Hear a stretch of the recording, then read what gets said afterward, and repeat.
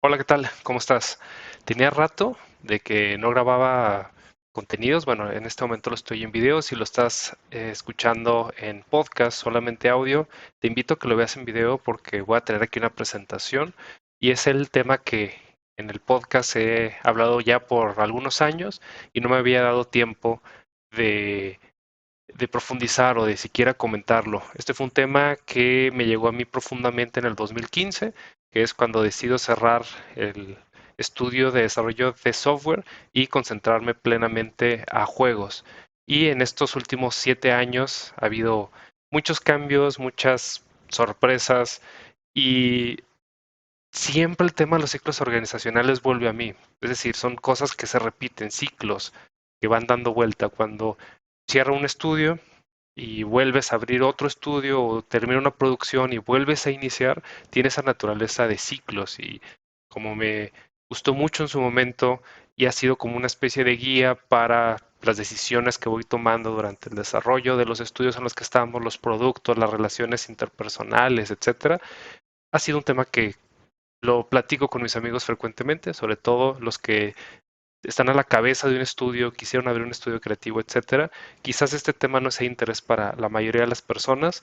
A veces no nos interesa entender por qué existe el estudio en el que trabajamos, cuáles son los procesos, cuáles son la razón de ser, etcétera, y lo vemos más desde una perspectiva individual. Aún así, creo que puede ser importante que tú conozcas el ciclo en el que se encuentra tu organización, porque te afecta a la forma en que estás trabajando ahí. Aunque bueno, hay muchas maneras. Este tema creo que sí es uno de los avanzados. No conviene verlo desde el principio. De hecho, en este material que me compartieron, desafortunadamente la persona que nos lo impartió ya falleció y pues como una especie de homenaje me gustaría platicar sobre él y obviamente los derechos, los reconocimientos son para él. Nos lo compartió y pues nos dio la licencia de compartirlo aquí contigo. Sin embargo, el reconocimiento es para él, Pablo Bernache, que fue una inspiración para mí para dejar cierta industria, enfrentarme a otras y nos apoyó en muchas cosas. Entonces siempre lo guardo con ese cariño y ese reconocimiento y bueno, pues vamos a empezar con ciclos organizacionales. Vamos a bajarle aquí un poquito. Y algo muy importante es de que nosotros como persona pues, siempre estamos creciendo o envejeciendo. O sea, cada año que pasa tenemos un año menos de vida que nos queda, por decirlo de alguna manera, un año más de experiencias, aprendizajes, y por ello es fácil platicarlo desde una perspectiva individual. Yo he crecido. Sin embargo, cuando empezamos a convivir con otras personas, por ejemplo, a mí me ha tocado recientemente tener socios de 10 años más que yo estoy en mis 30, ellos en sus 40, la mayoría de las últimas relaciones con socios han sido personas de 40, pues tienen en cuanto a edad algunas cosas de ventaja sobre mí y yo tengo una media juventud y me toca trabajar con chicos principalmente de 20 años, bueno, chicos y chicas de 20 años, ¿no?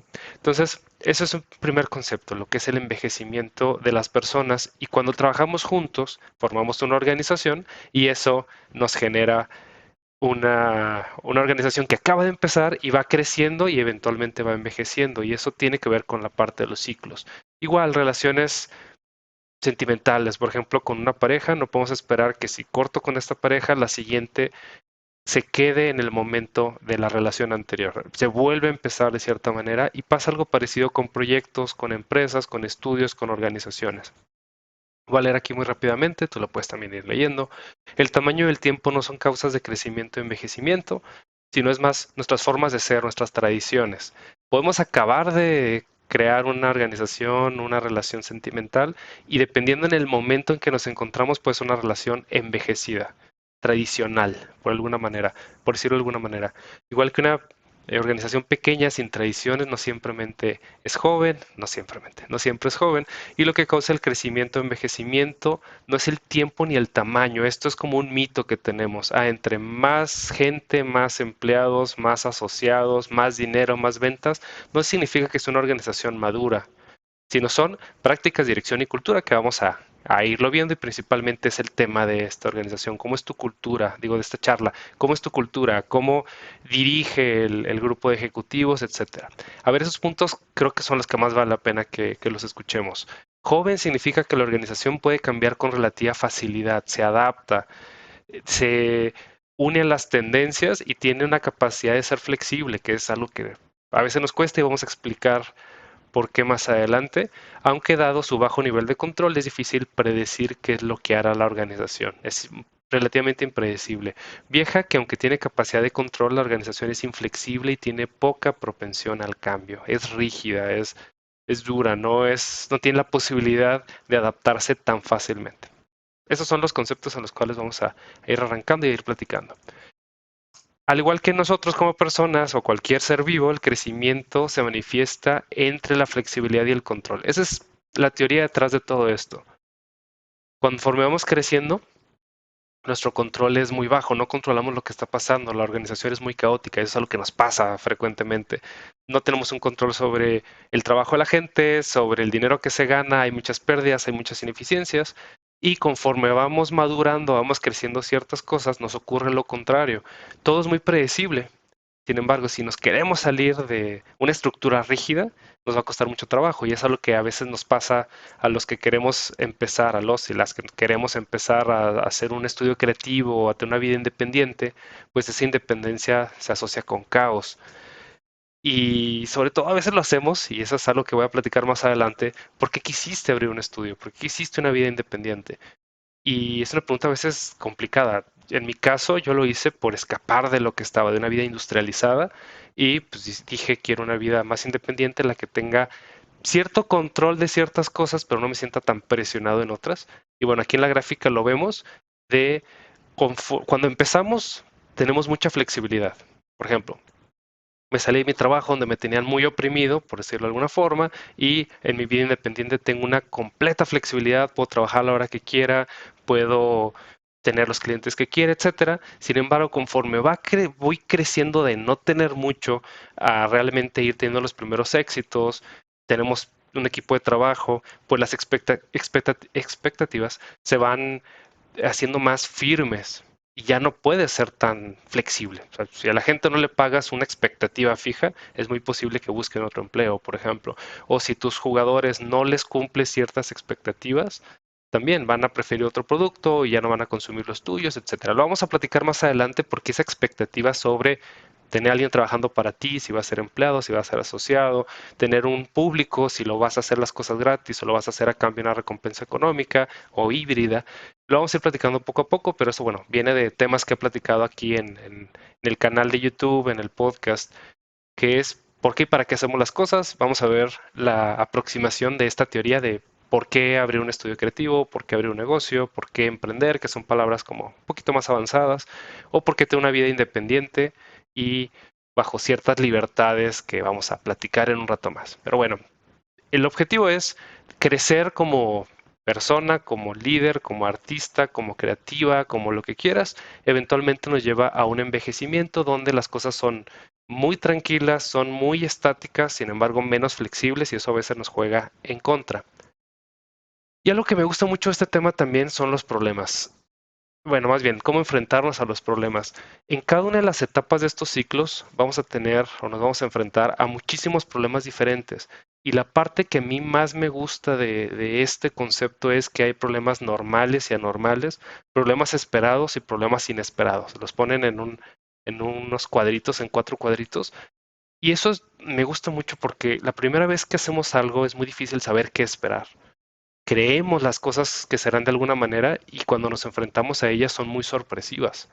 Cuando ya hacemos algo por segunda, tercera vez, nuestro tercer juego, nuestra tercera producción, nuestro tercer estudio, por decir algún número, es mucho más claro lo que podemos esperar y seguirá habiendo sorpresas, pero ya muchas de ellas ya las hemos pasado. Entonces, aquí hay una aproximación de cómo enfrentarnos a los problemas que me parece bastante interesante.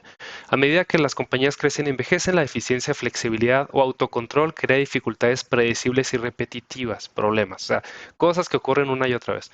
Crecer significa adquirir la habilidad para afrontar problemas mayores y más complejos. Esto me encanta porque estoy en mis 30 y tantos años, casi cumplo 35, y autoanalizo que mi capacidad de resolver problemas se ha incrementado y vienen problemas nuevos correspondientes a la siguiente etapa. Pero cuando llegan chicos de 20 años, que es la primera vez que se enfrentan a algo, pues digo, yo ya crecí a este punto, yo ya no estoy en el mismo momento que ellos y estoy en un momento nuevo para otras cosas que Generalmente mis socios de 40 y tantos años dicen, pues yo ya viví esto X cantidad de veces, ¿no?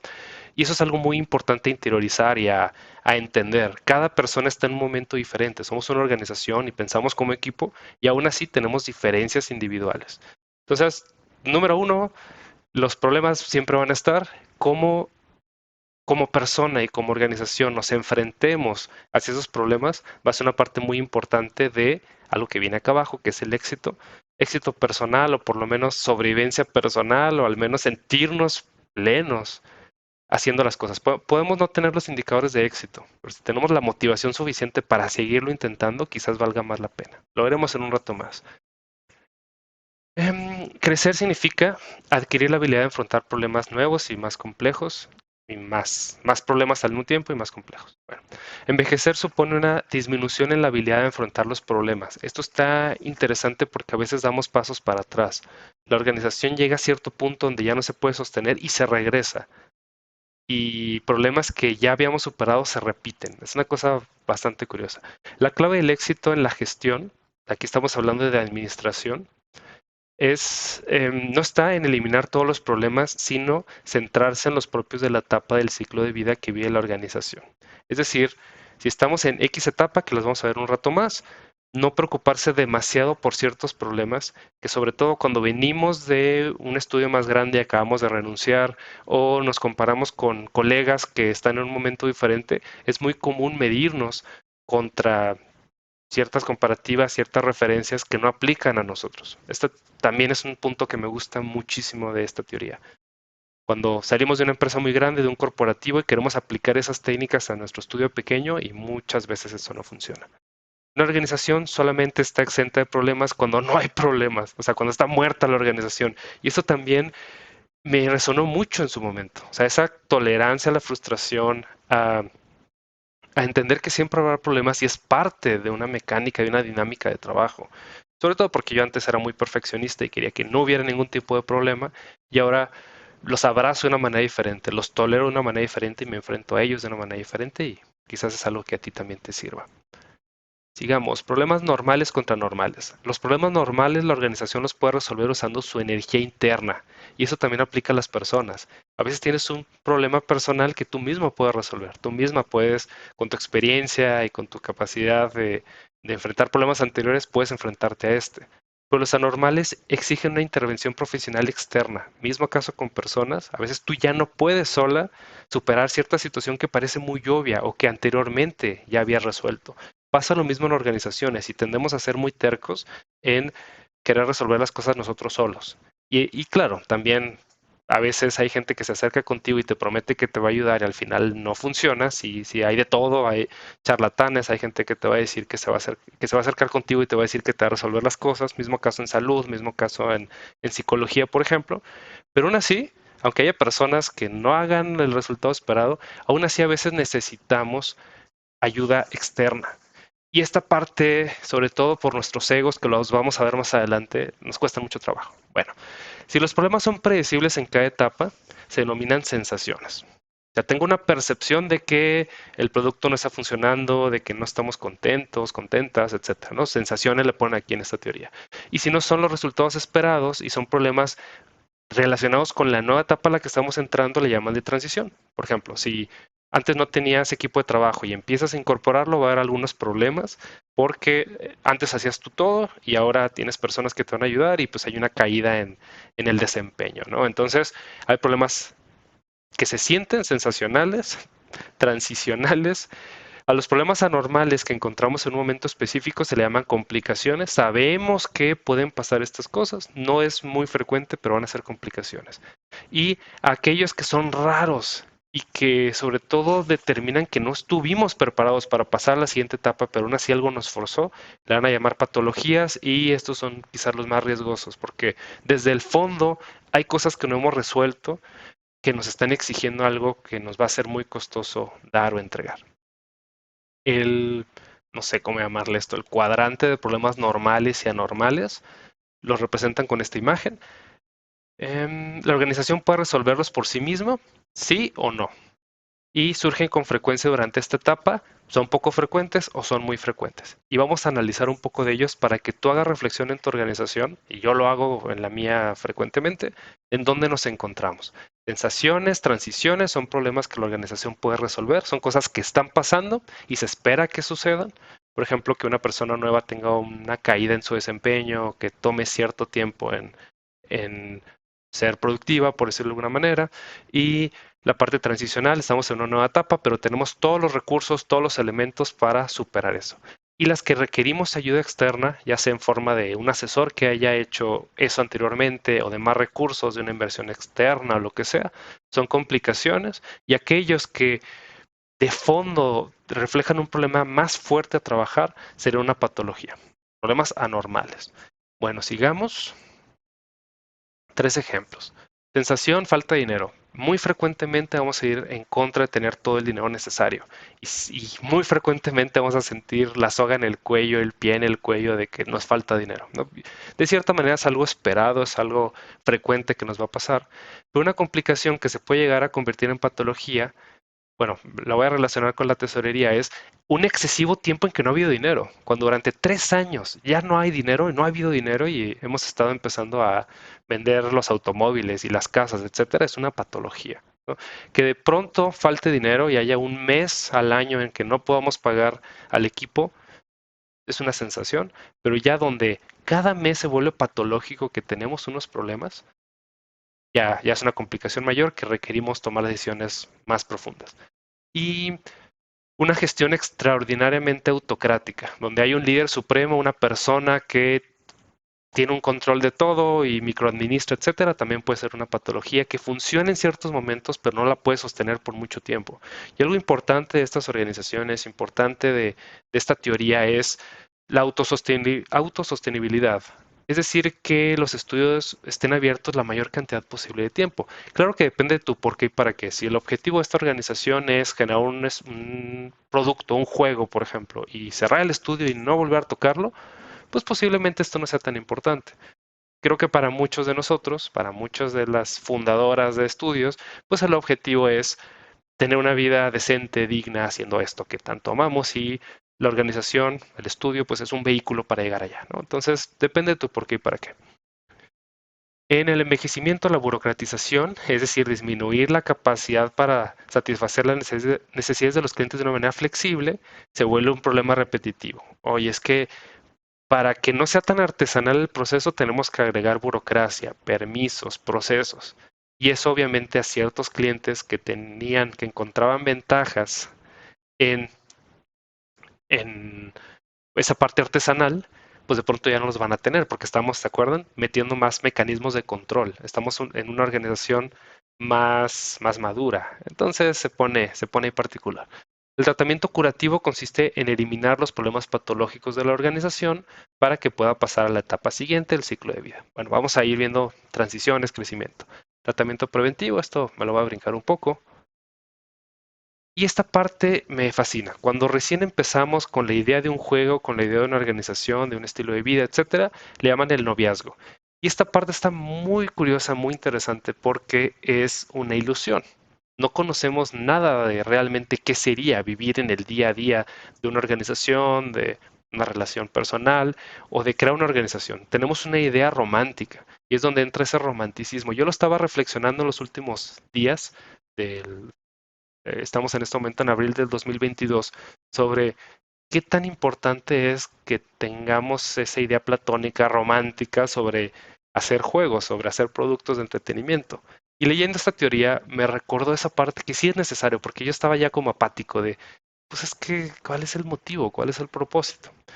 Y no solamente tiene que ser abrir un nuevo estudio, quizás ya te saturaste de trabajar por X años en el juego anterior y reiniciar con una idea nueva a veces funciona. Entonces, es la parte del noviazgo, el enamoramiento, el romanticismo de una idea que llega. No es sostenible el noviazgo, vivir en la etapa de noviazgo por más de X tiempo, X meses, X años, pero es un punto de arranque muy necesario. Aquí la organización aún no ha nacido, es una idea. Durante este periodo comparamos a la compañía con un jet que está esperando para despegar y empieza esa incertidumbre. No sé si te pasa todavía, a mí me pasa cuando me subo a un avión y empieza a acelerar el avión, se me acelera el corazón y entra la emoción, ya voy a empezar este viaje. Entonces es algo así parecido. ¿A quién vende su idea internamente? Está creando el compromiso con la idea y al mismo tiempo contrasta la idea con los demás que piensan. ¿Es viable? Bueno, aquí estamos compartiendo la posibilidad de que pase algo. Oye, si saliera con tal persona, si fuera novio o novia de tal persona, si abriéramos un estudio, si empezáramos este proyecto y empieza esa época donde nuevamente de una manera muy romántica pensamos en una posibilidad. Mientras crea el compromiso, el fundador haga promesas que más tarde puede llegar a lamentar, que es uno de los grandes problemas que tenemos en la profesionalización de juegos o incluso en industrialización de juegos, generar una industria de juegos, que es cumplir promesas. Es muy fácil hacerlas, no es tan fácil cumplir las promesas. Y aquí el líder, que quiero dar una aclaración, porque este contenido está más para las personas que quieren liderar un equipo, que quieren fundar algo. Somos personas que nos gusta mucho el reconocimiento, nos gusta mucho el reflector. Parte de nuestro ego, de nuestra autosatisfacción está en tener gente a nuestro cargo, de que nos reconozcan por haber hecho ciertas cosas y eso requiere un manejo de ego aparte de esta presentación que tú tendrás que ver con un experto, con una persona experta. Sin embargo, sí, de cierta manera somos profetas porque estamos cumpliendo, digo, estamos haciendo promesas que quizás no podamos cumplir después, lo acabamos de ver y eso nos lleva a profetizar una situación que no existe, pero que varios deseamos.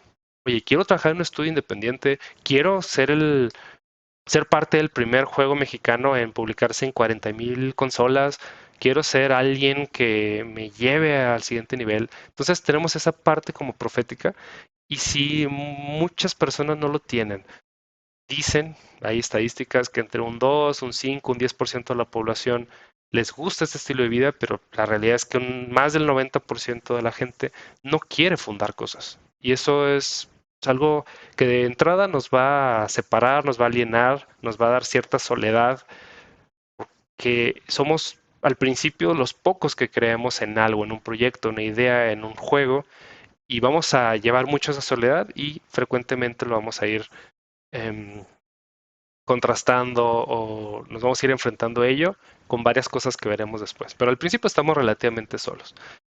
Al hablar sobre el compromiso de asumir riesgos, es necesario preguntarnos por qué estamos comprometidos con esta idea, qué nos motiva. Y eso a veces al principio es muy irracional y romántico. Oye, ¿por qué con esa chica si tienes 40,000 opciones? ¿Por qué esta mecánica de juego si hay otras más? ¿Por qué salirte del estudio en el que ya estás si, si en el si actualmente estás muy bien, estás ganando bastante dinero, tienes cierto reconocimiento, ¿no? Tiene que ser trascendental, debe sobrepasar los límites de la ganancia inmediata, que esa parte es como muy importante también. El compromiso no es racional y pasa lo mismo con el enamoramiento, es que no hace sentido, pero lo quiero hacer, lo quiero intentar. Obviamente esto no es autosostenible a largo plazo, pero es una chispa que nos mueve del estancamiento en el que nos encontrábamos anteriormente. No todo el mundo le pasa, hay gente que le encanta vivir en esta etapa de empezar cosas nuevas y es muy poco probable que de empezar algo se convierta en alguien que va a sostener la fuerza por mucho tiempo. Es lo que le llaman quizás emprendedores seriales o aquel que le gusta empezar cosas, pero no le gusta que los proyectos crezcan a un tamaño que se vuelvan enormes o burocráticos, pero lo veremos más adelante. Y debe resolver una necesidad percibida. Esto es importante porque hay dos tipos de fundadores. Hay una diferencia que me gustaría platicar después entre el arte y el diseño. El diseño es para todos, el arte es más egoísta y más individual y es más para nosotros. En la creación de organizaciones, sobre todo de empresas que se hacen principalmente por un fin económico, o sea, yo creo esta empresa para ganar más lana, para tener un mejor nivel de vida, yo entro a este estudio para satisfacer mis necesidades económicas primero, que no voy a decir que es bueno o malo, lo platicaremos después. Sin embargo, en esto, pues uno de los primeros objetivos es llenar la satisfacción de alguien más de alguna manera, ¿no? Entonces, eh, la idea de la idea nos obsesiona, no tiene otra alternativa que satisfacer la necesidad, pero en esta etapa no lo hacemos solamente por el dinero. Lo hacemos más por una satisfacción egoísta y personal, artística, si lo queremos decir así. Es decir, no me importa si lo compran o no. Si lo compran significa que lo que se me ocurrió le gusta a los demás. Nuevamente esto no es sostenible, pero es un punto de arranque muy fuerte. Internamente nos motiva demasiado a que hagamos eso. Por eso nos llaman profeta, visionario, para proclamar que algo que creemos es lo que realmente la gente necesita, aunque no sea cierto. Lo vamos a ver más adelante. Hablamos de lo que el mercado debe comprar y no necesariamente lo que ya está comprando, porque estamos vendiendo una promesa a futuro. Y bueno, este punto también está muy relevante. Lo que es normal al principio se convierte en anormal a futuro, en una etapa siguiente a la organización. Y esto está muy interesante. El compromiso fanático necesario durante el noviazgo, ese romanticismo, más adelante se convierte en problemas. El, el encariñarse ciertas personas de ciertos conceptos y apegarse a principios que en el pasado nos funcionaron, nos van a dañar en el futuro. Se van a convertir en cosas patológicas y, bueno, posiblemente ya lo has vivido tú también. Un ejemplo típico es perder dinero, porque algo que nos funcionó hace 30 años, hoy queremos obsesionarlos por mantenerlo. Pero el fundador, como en su momento fue ese Mesías que tenía la verdad absoluta, con narcisismo y con autoridad, pues no acepta que se equivocó o que ya la realidad ha cambiado. Esta parte me fascina. Yo creo que para el video de hoy vamos a llegar nada más a noviazgo y vienen otras etapas. Noviazgo es cuando vamos empezando, pero si tú ya tienes un estudio con varios años, muy seguramente ya estés en la etapa siguiente. Me gustaría, si has llegado hasta este momento del video o del audio, que hagas una reflexión sobre todo lo que hemos platicado y cómo aplica a tu situación personal, si es que apenas vas a abrir un estudio o si tu estudio tiene un par de años, si esto que he platicado contigo te hace sentido. En mi caso, hago la reflexión constantemente porque me pone mucho a pensar cómo he hecho ciertas cosas. Entonces, es una aventura pasajera o un ligue. Algo que pasa muchísimo es que muchas organizaciones ni siquiera llegan a esta etapa de existir. Se quedan en nuestra cabeza y es el típico, ¿qué tal si hiciéramos tal proyecto? ¿Qué tal si dejara mi empleo? ¿Qué tal si dejara de trabajar con esas personas y me dedicara a esta otra actividad? Y muchas veces nunca llegamos a ni siquiera iniciarlo. Aquí es donde empiezan ciertas preguntas frecuentes que a veces no sabemos responder e implica reflexión, hacer preguntas, experimentar. ¿Qué es exactamente lo que vamos a hacer? Vamos a hacer un juego. Bueno, ¿qué juego? ¿Cómo va a ser? ¿Cuánto límite tenemos? ¿Cuántos ahorros tengo para empezarlo? ¿Puedo hacerlo yo solo, sola? ¿Puedo traer personas? ¿Cuánto me va a costar? O sea, ese punto de arranque, esa patada inicial, es lo que se va haciendo en este momento. Y fíjense, los problemas normales y anormales me parecen muy peculiares. Lo normal es tener un entusiasmo, quizás desmedido, que las personas te digan es que eso no tiene sentido y que te sientas quizás un poco solo de que solamente tú crees en esta idea. La parte anormal es de que no compruebe la realidad, de que realmente es algo que ni siquiera valga la pena empezar y aún así te obsesiones. Es necesario cierta terquedad, sin embargo una terquedad excesiva pues quizás no te lleva al lugar al que tú quieres y la recomendación que nos hacen es comprobar la realidad. Antes de empezar a hacer siquiera la primera línea de código o el primer trazo, es preguntar con un mercado posible si es que lo haces por un interés económico o preguntar con fans, por ejemplo, si lo haces más como una obra sin un interés comercial. El fundador comprometido con realismo, la parte anormal es ser fanático y no acercarse a una realidad. Y la parte quizás más dolorosa es a la de tus capacidades. Vas a empezar a hacer lo que nunca has hecho. La posibilidad de que lo hagas exitosamente en cierto tiempo es muy baja. Y aún así, pues a veces nos obsesionamos y nos fanatizamos. Y el problema no es ese. El problema es que nos hacemos unas expectativas que no podemos cumplir, esas promesas de las cuales nos vamos a arrepentir y hay un fracaso emocional muy fuerte. Orientación al producto es la parte normal, comprometido con un valor añadido, o sea, haces algo que le sirve a la gente. Y la parte anormal es enfocarse solamente en la parte del dinero. Y este es un error, sobre todo en industrias creativas, que lo he visto muy frecuentemente. Quiero en un año recuperar mi inversión y si no, me salgo y si no, me siento un fracasado, una persona que fracasó. Y pues no necesariamente es eso. Aquí es más satisfacer a una audiencia, es hacer algo porque te llena y eso es muy importante, que al final de un año, irracionalmente, tú te sientas muy bien y aún así empieza a haber cierta validación del público de, oye, es que esto esto me gusta. No te voy a dar dinero todavía y no vas a tener los 10,000 likes en ninguna red, ni vas a tener 1 millón de followers. Sin embargo, vas generando poco a poco esa atracción de que haces algo que a la gente le interesa. Es un tema más avanzado que he platicado brevemente en transmisiones anteriores, pero bueno, esa triste sensación de hacer algo que a nadie le interesa es algo que hay que gestionar. Compromiso proporcional al riesgo es la parte normal. La parte normal es compromiso no proporcional al riesgo. Arriesgarnos demasiado en ese enamoramiento, hacer cosas que no hacen sentido, vender la casa, dejar todas tus fuentes de ingreso, arriesgar tu vida personal, familiar y tu salud por un riesgo, por una posible ventaja, un beneficio que quizás no llegue. Entonces, también eso te lo va dando la experiencia. Lo normal es que el fundador mantenga el control y la parte normal es que el fundador se haga demasiado vulnerable por todo esto que ya manejamos y que una relación romántica haya abusos del medio o de otras personas porque estás en un momento vulnerable. Y voy a platicar nada más de la infancia y aquí cortamos. El producto del noviazgo al final es crear un producto, una organización, un servicio. Ya hay algo tangible, el infante, el niño, la organización, la niña, que empieza a dar sus primeros pasos, es extraordinariamente vulnerable, requiere muchísima energía, muchísimo cuidado y aún así queremos que ocurra. Entonces, una vez asumido el riesgo, la naturaleza de la organización cambia drásticamente, se necesitan recursos para mantener a la niña viva.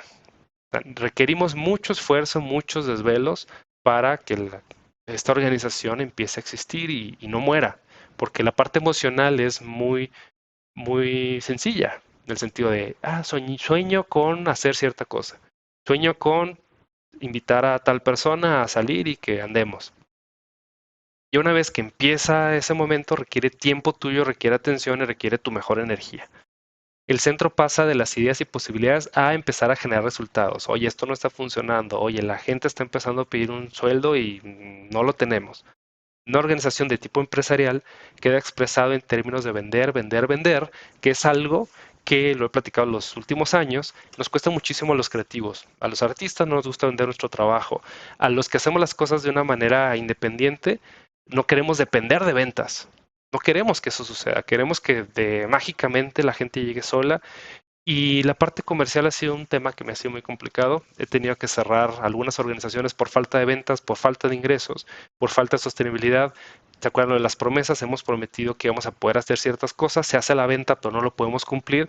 Empieza una época complicada y muchos creemos que estamos más allá de la infancia, que ya tenemos una organización sólida, simplemente porque ya tenemos 5 o 10 años con la organización, pero si no llega a este punto de autosostenibilidad, es decir, al niño no lo puedes dejar 5 minutos porque se muere, entonces es una situación bastante complicada. Lo que requerimos es que la organización empiece a crecer hacia cierto punto donde ya no requiera tanto esfuerzo y tanta energía de nosotros, y esa parte la veremos más adelante.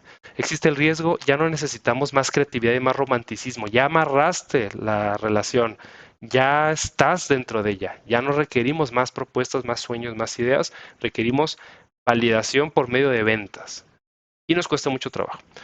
No me hables de nuevas ideas de producto, dime cuántos de nuestros productos ya contactan con la organización, dime cuántos likes, cuántas descargas, cuántos wish list tenemos.